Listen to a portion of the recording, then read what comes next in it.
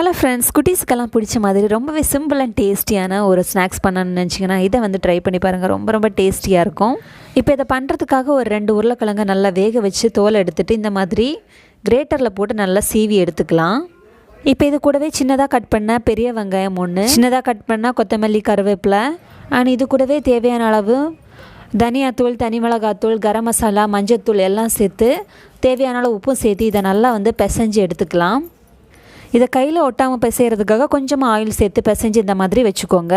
இப்போ நெக்ஸ்ட் ப்ரெட்டை எடுத்து ப்ரெட்டோட ஓரங்களை இந்த மாதிரி கட் பண்ணி எடுத்துடலாம். இந்த ஓரங்களை வேஸ்ட் பண்ணாமல் மிக்ஸி ஜாரில் சேர்த்து நல்லா பவுடராக அரைச்சி எடுத்துக்கலாம். இப்போ ஓரம் கட் பண்ண ப்ரெட்டை இந்த மாதிரி சப்பாத்தி கட்டை வச்சு நல்லா வந்து திரட்டிட்டு நம்மளோட ஸ்டஃபிங் கொஞ்சமாக எடுத்து இந்த மாதிரி உருட்டி இந்த மாதிரி ரோல் மாதிரி பண்ணி எடுத்துக்கலாம். இப்போ இதை மைதா மாவில் நல்லா டிப் பண்ணிவிட்டு பிரெட் க்ரம்ஸ்லையும் போட்டு நல்லா டிப் பண்ணிவிட்டு எல்லாம் ரெடி பண்ணதுக்கப்புறமா எண்ணெயில் போட்டு 2 சைடும் ஃப்ரை பண்ணி எடுத்திங்கன்னா போதும், சூப்பரான ஸ்நாக்ஸ் ரெடி.